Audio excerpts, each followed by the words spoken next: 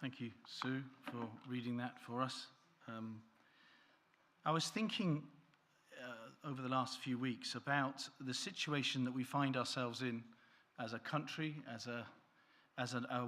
and in the world in general as well, of the challenges and changes that are happening, and the rapidity that these are bringing, and the massive impact they're having all over the world.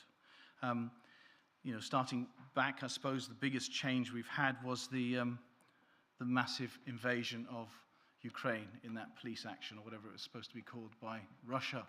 And the impact that's had, the ripples around the world. We're feeling it as we enter the winter for ourselves in our fuel costs. And if you go to somewhere like Sri Lanka, it completely collapsed the country. The country just shut down, and a terrible, terrible disaster for the people there.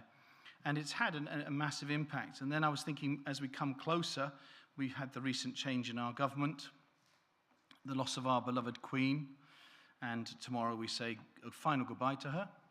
And besides all of that, we are facing an inflation that we haven't seen for many years. So financially, we're struggling, aren't we? High fuel costs, all sorts of things. And then we have the assurance that strikes will soon be upon us again. It's a time of difficulty, it's a time of change, it's a time of struggle, of where do you go in these times to find the answers that we need? Who can provide the support that we actually need to look at? And so I was looking at Jeremiah, and he's a happy soul, really. And his book is full of deep yearning and sadness, isn't it, for the people and the difficulty that they were entering into. So I thought we could start there, and then we'll walk together. Let's just pray together before we begin to look at Jeremiah. Father, thank you for these opportunities we have to set aside time just to look and reflect on the Bible together. Pray as we come into this difficult time for our nation, for our world, as we have so many challenges and difficulties. As we turn to Jeremiah, Lord, help us. He was dealing with your people at a time of difficulty as well. Help us to learn and to understand, we pray in Jesus' name. Amen. So I just wanted to give some context to the book of Jeremiah. So along the top, you have from AD 950 to 950 BC to 400 BC. And then it takes you down to where Jeremiah's time is. So don't get confused. The top is different to the bottom. So you had the power of the Egyptians. You've had the time of the Syrians. And by the time we're getting to Jeremiah, Assyria's power is starting to wane. And Babylon is beginning to come. Babylon is beginning to grow in strength. So there's this time in the history when Judah finds itself uncertain what's happening in the world, because the world order is changing. This massive. Thank you very much,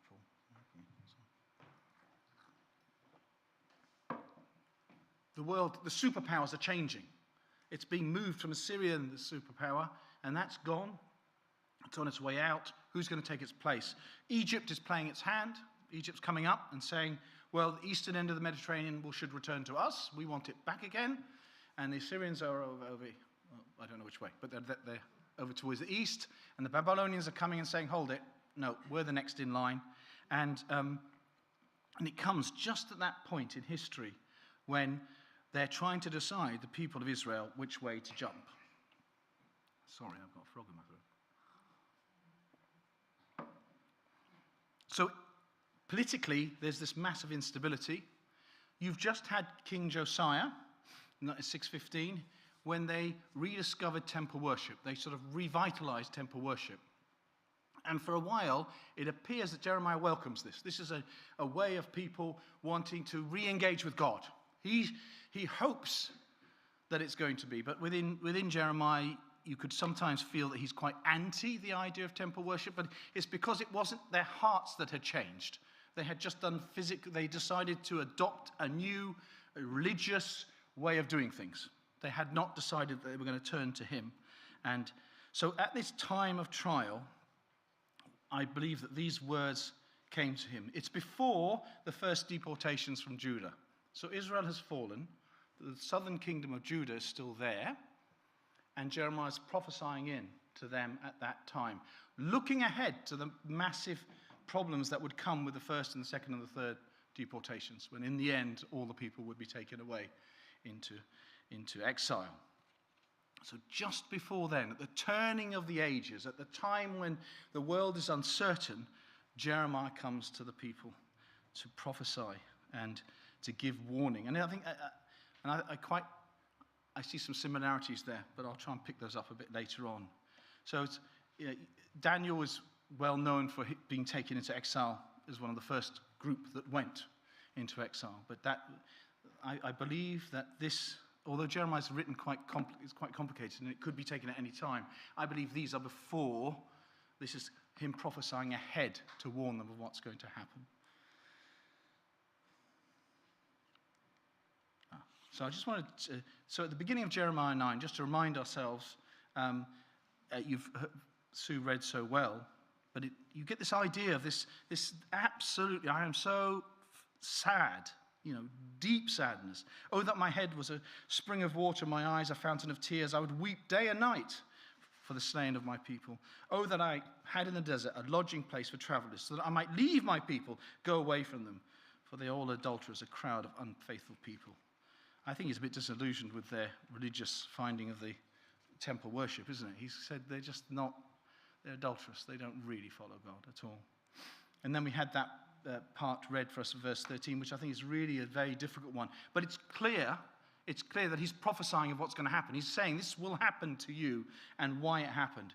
Because they have forsaken my law, which I set before them, and have not obeyed me or followed my law. Instead, they have followed the stubbornness of their hearts. They've followed Baals, other gods. They've chosen other gods, and their ancestors taught them. Therefore, this is what the Almighty says. See, I will make this people eat bitter food and drink poisoned water. I will scatter them among the nations that neither they nor their ancestors have known, and I will pursue them with the sword until I have made an end to them. Gordon Bennett, these are the people that God has set aside for him. He had set these people aside for him. These were his people. And Jeremiah is coming to them with this terrible, terrible news. And then just before the passage that I really want to talk on, you get this terrible thing. This is what the Lord said. Dead bodies will lie among dung like dung on the open field, like cut grain behind the reaper, with no one to gather them. It's terrible, this idea of just spreading. This disaster is going to be massive. You do not know what's coming to you. Be warned, be warned, be warned. And so then God explains some of his thinking. In this terrible time, in this almost impossible age that you're living in, he says to them, that this is what the Lord's saying. Let not the wise boast in their wisdom, or the strong boast in their strength, or the rich boast in their riches. But let the one who boasts boast about this, that they have the understanding to know me, that I am the Lord who exercises kindness, justice, and righteousness on earth. For in these I delight, declares the Lord. This is what he wants them to think about. In this calamity that he is warning them about, he gives this opportunity. He gives this chance for change. And so I wanted to think a little bit about what we might be tempted to put our faith in, what we might be looking for answers from, and then trying to think maybe what God has to say to us about that. So the people of Israel were boasting in a few things. And this is a big thank you to Laura, who made up the children's packs. I've just stolen the illustrations. It's made it much more interesting than my usual, just lots of words. So there are three things that God is warning people about. One is about wisdom, that boasting in wisdom.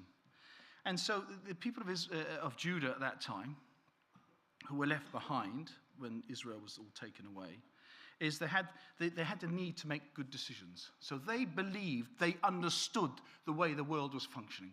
They could read the Assyrians were losing power. They could see Egypt coming up through and offering some very nice offers of having some sort of autonomy within their own protectorate if they were going to pay some money for it.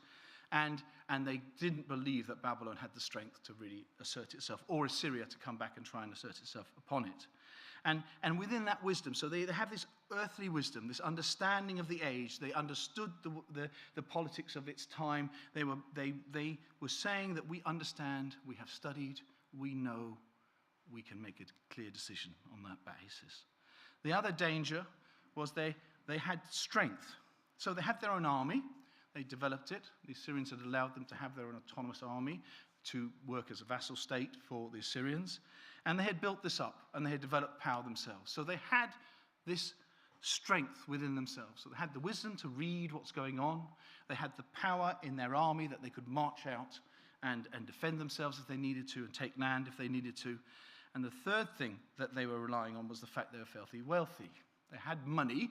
They could buy off people who might want to come and invade and cause trouble.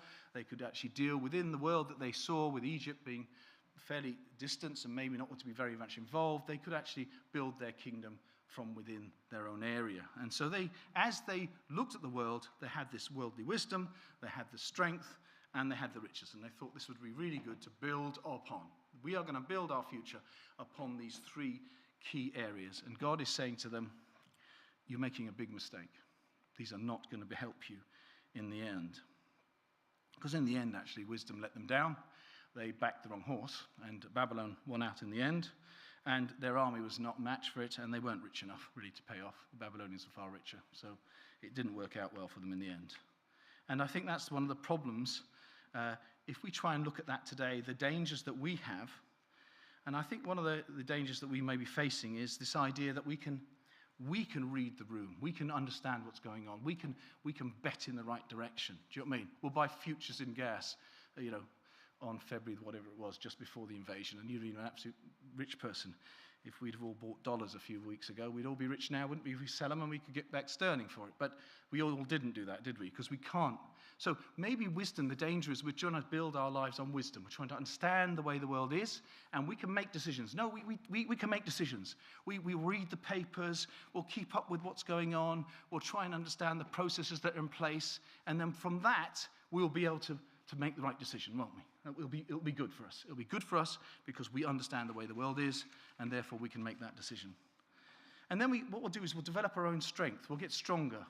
Not only are we going to look at being physically stronger, possibly, and we're going to increase our mental strength. We're going to build our own resilience emotionally, so we're stronger as people, and we don't have to rely on other people as much. And I dare say it, I was thinking maybe what they did was actually they created they had a spiritual element, but it was a religious expression. It wasn't really a change in their heart. They were going to have, what we'll do is we'll have more temple worship. We'll go to temple 3 times a week, not just once, or something like that. And there's that danger. We're going to suddenly, we're going to have a more spiritual reaction to things. But actually, it's the change of heart that was needed. And then the other danger is that we have our wealth, the riches. And fortunately, we live in a country that does have an immense amount of wealth, actually, surprisingly. And that wealth can protect us from a lot of the problems that are coming. So what we'll do is we'll make sure that we have enough money, we get rich enough, so that actually what's going on in the world will not have as a big impact on us. And actually, to a certain extent, the UK has survived, except now we're seeing some of the money markets thinking we don't really know what we're doing. But anyway, it's another day for that. But in terms of the wealth, is developing enough wealth. So the danger for us as a country, and I think as individuals, is we rely on our own wisdom. We're going to become clever enough to be able to make the right decisions, so we're protecting ourselves from this mad world that's around us. Second thing is we're going to make sure that we're strong enough, so all those difficulties are not going to batter us about and destroy us. And then the third thing is we're going to make sure we have enough money, that we are wealthy enough, we are rich enough to withstand the problems. And then that will make us good. Things will be okay for me. If I can make sure those 3 things are okay, then I'm pretty much made. I don't have to. And yet the challenge comes across the ages from God through Jeremiah, saying that he calls his people and says, you've got it all wrong. You've made a mistake. In fact, those things will not be enough. They are not enough. It will not hold you in good stead. It will not save you. And what you need to do is know that I am the Lord. And this is the Lord. This is Yahweh. This is God. I am. There's no other God. There's nothing. It's not another Baal that's coming along that might be quite useful. This is God. I am. And he says you need to know that. Before you start anything, you need to know that I am the Lord. That I am God. And there's no other one besides me. And the second thing he's saying to them, you need to know my character. It's really interesting, isn't it? I'm so excited when you look at some of these things, that God's first thing he says, he could say, I'm a God of justice and I'm tired of you guys messing about. I gave you a lot and I'm going to catch you and then you're going to have trouble. He doesn't. He doesn't. He starts with kindness. You know, these guys needed a good slapping, didn't they? But he doesn't. He starts with, I am the great God, kindness, which is such a wonderful thing. And he gives them all this warning. And it's, I think the thing that he really is pushing with them is that you don't really understand who I am, I think. I am the Lord, but you don't understand who I am. So, and these are my characteristics. This is what I am like. And I wanted to spend a little bit of time looking at that and trying to understand how that can impinge on us. So I think God is like, the first thing he's saying about himself is that he's loving kindness, that it is this amazing expression, ultimately in Christ, isn't it, of his love. That God would come himself to then capture us and save us, that he had to do this, that he had to give his life. And that is the ultimate expression of that loving kindness in God, that he's a God who loves and he is kind and he is a saving God. The second thing is he's committed to justice. And he wants things to be done correctly. He not only is God, he loves justice. Not only does he seek justice, but he also brings about justice. And that's part of the whole thing of communion as well, isn't it? Because there has to be a way of us getting back to God. There has to be something has to be done so that justice can be done. And it's done in Jesus. And the third thing is righteousness, needing to have things done right. Not just doing it right, but the right heart. This is what Jeremiah's thing's all about, is your heart isn't right. You might be doing things you think are right, but you're not doing it because you can buy off God. God can't be bought off. It's not. And God doesn't deviate from these three. So loving kindness, justice, and righteousness. And there's some echoes, aren't there, in Micah 6, which you remember. So we talk about act justly, love mercy, walk humbly with your God. There are some similarities in there. Not unsurprising, because it's the same God that Micah was talking about. So as we leave Israel behind and recognize they never did really acknowledge him as the Lord, and in the end they all went into exile. Do you remember? They had chance of the first exile. There was a chance of redemption. There wasn't. They chose not to, and in the end they all went into exile, and there was a tiny remnant left behind. But I wanted us to begin to look. Let's see, what is God saying to us about what we boast in, and how can we better understand what God is trying to do for us? Making sense of it in our own lives, really. You see, I want to go back to what I said originally. Hazel and I were up at Keswick, lovely place, and we had a lovely time of fellowship there and worship and meeting. And they kept saying how wonderful is the creation, isn't it a lovely place? And isn't God great because of creation? Now, he is great because of creation, don't get me wrong. But that's not what amazes me, because there are many other gods who created the world, aren't there? You go to any other religion and they'll tell you that their God created the world, and that creation is wonderful. But there is something very unusual about God, the Lord, the one and only, in that he is kind. Now, you go to other religions and talk to them, and God is kind if you suck up to him enough. That's basically where we're at, isn't it? And even within, I've spent, as many of you know, I've spent most of my life in Lebanon, in the Middle East, among Muslims. And the problem with God that is revealed through the Quran is that he is capricious. He can be either good or bad, and you haven't got a clue which way he's going to swing. Whereas God, as revealed through the Bible, is clear who he is. His character does not change. And that's one thing the Muslims have against us. God is greater. God can do whatever he wants. Whereas the God of the Bible chooses not to. He is limited by his character. He doesn't one day do good and the next day do bad. He is a God of kindness. And he has always been. And he was, he is, he will be. That's the way it is. And it's a wonderful thing to know, isn't it? He doesn't change. God isn't all the time moving around. It's really difficult when you watch some people with other religions, how difficult it is to catch God in the right mood, isn't it, really? You don't know, is that good enough? Is it enough? Do I have to do a bit more here, or have I done the right thing there? Whereas with God, it's clear. It's kindness. And that's the thing to worship, isn't it? That's the amazing thing. That's the surprising thing about God. To me, not that he created the world, because every other God did it, supposedly. It's not different. The difference is this unusual characteristic that God doesn't change, and he's a God of kindness and goodness. And I think that how do we do that? How do we see that happening? Well, I'm fortunate enough to visit, as I mentioned about visiting Zambia, see Christian groups all over the world who are doing this. So in Syria and Damascus, the group of Syrian Christians are working with people who are just across the border. So the Daesh came down, ISIS came down and got as far as Damascus. And they got on this road, and the Christian community were here, and they got here, and they were shelling them and blowing them up. And this Christian community here are now serving the people who live in that area. They chose specifically to work with that community, not with their own people. There are lots of poor Christians in Damascus, believe me. And they said, no, God's calling us to that Sunni people who are right on the front line with us. And it's wonderful, isn't it? It's kindness. It's loving kindness in action, isn't it? There's a difference. There's something strange going on here because of who God is. And another thing, because I've been talking about sponsorship, that I always want to share with you, those of you who are sponsors.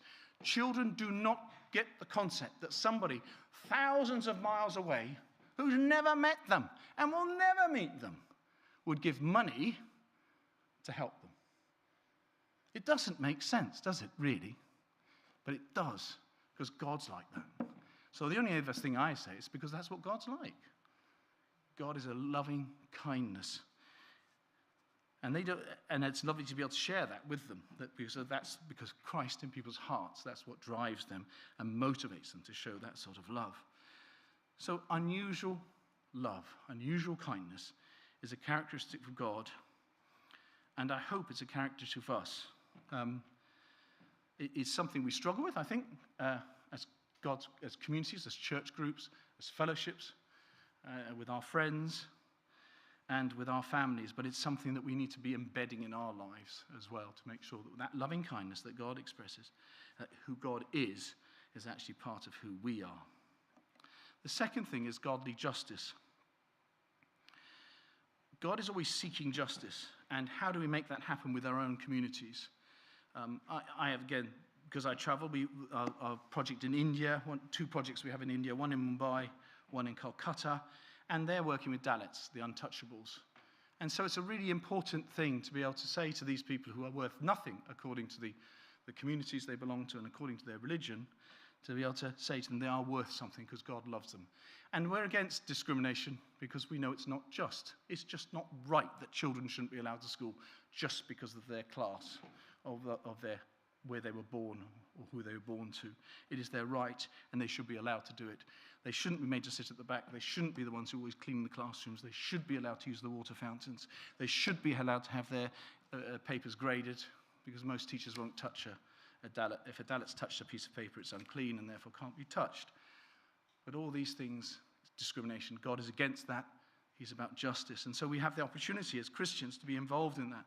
And we can talk about children with disabilities with access to education in Uganda, where they're often left out, the ones who are left out. Or children with HIV, it's not worth investing in the education of a child of HIV, he'll be dead by his 24, so what's the point? There's justice about God, isn't it? He's saying, no, that's wrong. Everyone should have that right, and we're not going to put up with it. And I was just thinking about within the UK. I remember Hazel and I were involved, but we had an Anglican church, and then there was obviously another church, a free church, which we were involved in next door. And we were trying to do stuff together, and we thought, well, what we should do is we should have a residents' action group. So we formed a residents' action group, a few of us, a few activists from the two churches, and able to be involved in the community, trying to work with the community, trying to discuss things with the council about change. And it was interesting trying to bring about, so it was really interesting as Christians addressing some of the issues. So people come and say, our community is just full of rubbish. And what are the council going to do about that? It's disgusting. And so I'd say, wow, this is really bad. I want to know from the councillors now who's driving the rubbish in and dumping it on our streets, because we've got to stop that.